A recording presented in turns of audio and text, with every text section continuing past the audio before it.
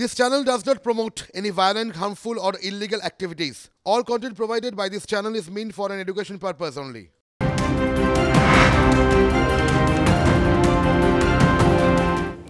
দেখছেন টিভি9 বাংলায় রয়েছে আমি শুভজিৎ মিত্র। রেশন দুর্নীতিকাণ্ডে গ্রেপ্তার জ্যোতিপ্রিয় ঘনিষ্ঠ শঙ্কর আঢ্য। দিনভর ম্যারাথন তল্লাশির পর ইডি জালে বনগাঁর প্রাক্তন পুর চেয়ারম্যান। 17 ঘন্টা জিজ্ঞাসাবাদের পর ইডি জালে বনগাঁ পুরসভার প্রাক্তন চেয়ারম্যান শঙ্কর আঢ্য। শঙ্কর আঢ্যর শ্বশুর বাড়ি থেকে উদ্ধার হয়েছে 8.5 লক্ষ টাকা উদ্ধার করেছে ইডি। সন্দেশখালীর পর বনগাঁতেও হামলার মুখে ইডি। শঙ্করকে গ্রেপ্তারের সময় ইডি আধিকারিকদের ঘিরে প্রবল বিক্ষোভ। কেন্দ্রীয় এজেন্সির গাড়ি ঘিরে বিক্ষোভ দেখান শঙ্কর অনুগামীরা। ইডির গাড়িতে ইট ছোড়ার অভিযোগ, ভেঙেছে এজেন্সির গাড়ির কাচ। যারা বিক্ষোভ দেখাচ্ছিলেন তাদের সামনের সারিতে ছিলেন মহিলারাই। কোন রকমের শঙ্কর আঢ্যকে গ্রেপ্তার করে এলাকা ছাড়েন ইডি আধিকারিকরা।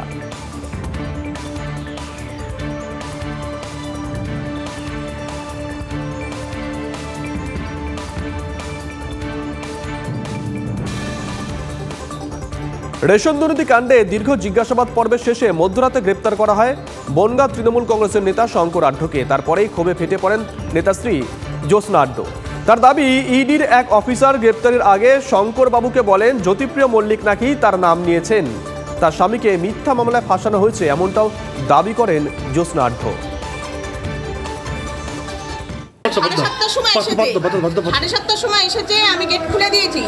সকাল থেকে সারাদিন ব্যবসার সম্বন্ধে কথা বলেছে, কিন্তু এখন লাস্টে 12টা 15 সময় দেখতে পেলাম একটা অফিসার আসলো, এসে একটা জ্যোতিপ্রিয় মল্লিকের কাগজ দেখালো। বললো জ্যোতিপ্রিয় মল্লিক আপনার নাম বলেছে কি কেউ বা বলেছে, তার জন্য আপনাকে অ্যারেস্ট করলাম। তদন্ত চলছে, আমরা করে রেশন দুর্নীতিকাণ্ডে ইডির জালে তৃণমূল কংগ্রেস নেতা শঙ্কর আঢ্য। বনগাঁ দাপুরের তৃণমূল নেতা বলে পরিচিত শঙ্কর আঢ্য। 2015 থেকে 2020 পর্যন্ত বনগাঁ পুরসভার চেয়ারম্যান ছিলেন এই তৃণমূল কংগ্রেস নেতা। পুরসভার মেয়াদ শেষ হওয়ার পর 1 বছর বনগাঁর প্রশাসক ছিলেন শঙ্কর। তার স্ত্রী জ্যোৎস্না আঢ্য বনগাঁ পুরসভার ভাইস চেয়ারম্যান। জেলা রাজনীতিতে শঙ্কর জ্যোতিপ্রিয় মল্লিকের ঘনিষ্ঠ বলেই পরিচিত। বনগাঁর পেট্রাপোলে বিদেশি মুদ্রা বিনিময় এবং অর্থলগ্নির সংস্থা আছে শঙ্করের, যে সংস্থাগুলোতে তার স্ত্রী, শালক, আত্মীয়রা বিভিন্ন পদে রয়েছেন। একসময় জাল নোট পাচারের অভিযোগে বিএসএফ এর হাতে আটক হন শঙ্কর। বনগাঁয় কাউন্সিলর খুনে একসময় গ্রেপ্তার হন।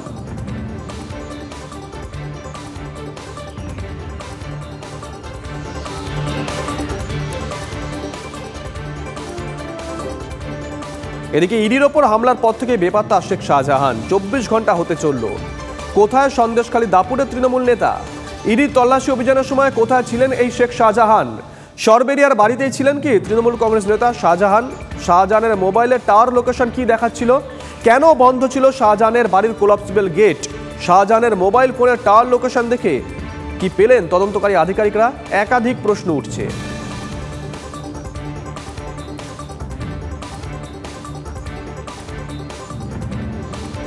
এদিকে সরবেরিয়ায় হামলার পর উধাও ইডির ল্যাপটপ। খোয়া যাওয়া ল্যাপটপে গুরুত্বপূর্ণ নথি ছিল ইডির। 2টি মোবাইলও খোয়া যায় বলে খবর। বেশ কিছু গুরুত্বপূর্ণ নথি ভর্তি ফাইল ছিনিয়ে নেওয়ার অভিযোগ। তাণ্ডবের সময় ইডি অফিসারদের টাকার ব্যাগও খোয়া যায় বলে অভিযোগ। আইনি পরামর্শ নিচ্ছেন ইডি আধিকারিকরা, এমনটাই সূত্রের খবর। পরবর্তী পদক্ষেপ ঠিক করতে জরুরি বৈঠকে বসেন ইডি কর্তারা।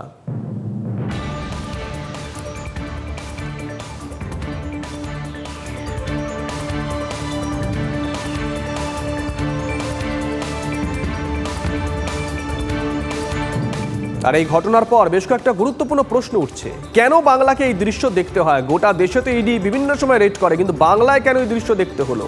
কোন সত্য আড়াল করতে মরিয়া এই হামলা? হামলার চিত্রনাট্য ছক কে কষেছিলেন? হামলার পর হামলা, হামলার পর আবারও হামলা। প্রশাসনের টনক কেন নড়ে না? পুলিশ কি পরিস্থিতি আজ করতে পারেনি? ব্যর্থতার দায় কার?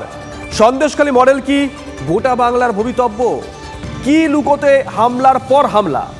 বালু ঘনিষ্ঠ 2 নেতার কাছে কোন গুপ্তধন রয়েছে? কার বলে বলিয়ান হয়েছেন এই শাহজাহান? শাহজাহানদের জন্য বাংলাকে এই দৃশ্য দেখতে হবে কেন? বাংলায় আধা সেনাও নিরাপদ নয়। সাধারণ মানুষের নিরাপত্তা কি হবে? জঙ্গলরাজ শব্দ বাংলাকে কেন শুনতে হচ্ছে? আধা সেনা ঠেঙিয়ে বাংলার বদনামকারী পার পেয়ে যাবে? অনেকগুলো প্রশ্ন উঠছে, জ্বলন্ত প্রশ্ন। এদিকে হাসপাতালে ইডি অফিসারদের দেখতে গিয়ে ফের মুখ খুললেন বিচারপতি অভিজিৎ গঙ্গোপাধ্যায়। শাহজাহান এতই সাহসী, বাড়িতে থাকতে পারেনি, ইডির ভয়ে পালিয়ে গেছে। মন্তব্য বিচারপতি অভিজিৎ গঙ্গোপাধ্যায়ের। যাদের লেলিয়ে দেওয়া হলো তারা ভারতের নাগরিক তো, নৌকা করে আসেননি তো, প্রশ্ন বিচারপতির। এখন যেটা দেখা যাচ্ছে যে বিভিন্ন তদন্তে যাতে অগ্রগতি না হয় তার জন্যে বহু মামলা রাজ্য সরকার সুপ্রিম কোর্টে ফাইল করেছে। বহু মামলা, কথায় কথায় সুপ্রিম কোর্টে মামলা ফাইল করা হয়, সে অধিকার রাজ্য সরকারের আছে, যে কোনো লোকেরই আছে। কিন্তু প্রশ্নটা হচ্ছে, যদি কেউ মনে করেন যে কোনো দুর্নীতি হয়নি, তাহলে তার উচিত তো তদন্তে সহযোগিতা করা, আদালতে না গিয়ে, যাতে দুর্নীতিটা আনার্থ হয়। আমার পুলিশের ওপর ভরসা আছে, কিন্তু পুলিশ পরিচালনার ওপর কোনো ভরসা আমার নেই। পুলিশকে যারা পরিচালনা করেন তারা একেবারেই নিজেদের স্বার্থে পরিচালনা করছেন। বিভিন্ন হাইকোর্টের যে রায়, এর মধ্যে যা নজরে আসছে, একজনকে ছাদ থেকে ফেলে দিয়ে বাড়ির বাইরে তাকে এসে পিটিয়ে মারা হলো, তারপরেও খুনের ধারা যুক্ত করা হয়নি, সেটা করা হলো যখন জাস্টিস দেবাংশু বসাক সেটা বললেন। আমি সকালে যে মন্তব্য করেছিলাম যে কনস্টিটিউশনাল মেশিনারি ব্রেকডাউন হয়েছে এই বলে কেন রাজ্যপাল ঘোষণা করছেন না, আমি সেটা অত্যন্ত সচেতনভাবে করেছি। এখনও আমি এখানে দাঁড়িয়েও মনে করি যে এই রাজ্যে সাংবিধানিক ব্যবস্থা সম্পূর্ণ ভেঙে পড়েছে। না হলে কোনো রাজ্য সরকার দুর্নীতির তদন্ত আটকানোর জন্য কোটি কোটি টাকা ব্যয় করে না। আমি জানতে চাই, আমি আশা করব যে আমাদের মামাটি মানুষের সরকার এইটুকু অন্তত প্রকাশ করবেন যে সুপ্রিম কোর্টে ছোটাছুটি করতে মোট কত টাকা, এই তদন্ত আটকাতে মোট কত টাকা তারা খরচ করেছে, এই হিসেব আমি জানতে চাই। এইভাবে মনোবল ভেঙে দেওয়া যায় না, এতে মনোবল বাড়ে। দুর্বৃত্তরা মনে করে যে এতে মনোবল হয়তো ভেঙে দেওয়া যায়, তারা জানে না যে এতে মনোবল বাড়ে। আমার সামনে কোনো মামলাও নেই, আমি শুধু বলতে চাই যে যাকে খুঁজতে যাওয়া হয়েছিল তার দেখা পাইনি, বদলে 3 জনকে মেরে নার্সিংহোমে পাঠাতে হয়েছে, মারা হয়েছে নির্লজ্জভাবে। এটা পশ্চিমবঙ্গের নামটা ডুবেছে সারা ভারতবর্ষের সামনে। এবার সেই বীরপুঙ্গব ইডিতে এসে দেখা করবে। তিনি কোন দলের লোক আমি সঠিকভাবে এখনো জানি না, এবং তার দলীয় নেতারা কারা, তারা প্রকাশ্যে আসেন না লুকিয়ে আসেন, সেও আমি এখনো জানি না।